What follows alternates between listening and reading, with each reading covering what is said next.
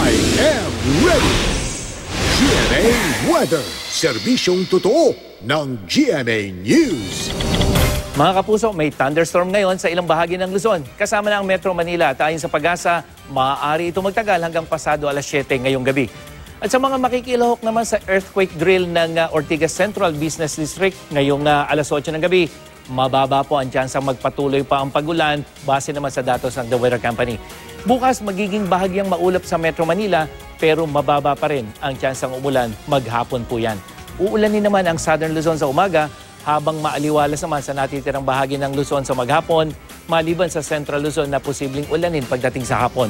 Sa mga taga-Visayas, maging I am ready sa katamtamang ulan yung mga kulay dilaw na yan mula umaga hanggang sa gabi. Maghapon din ang ulan sa malaking bahagi ng Mindanao dahil naman sa umiiral na Intertropical Convergence Zone o ITCZ.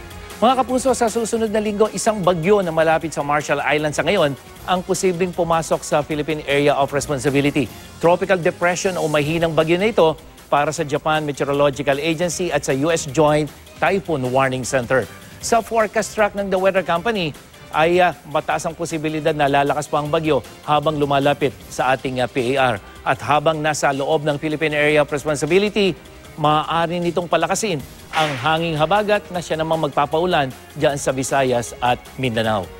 Yan ang latest mula sa GMA Weather. Ako po si Nathaniel Cruz. Magplano para sigurado. I am ready. Serbisyong totoo ng GMA News.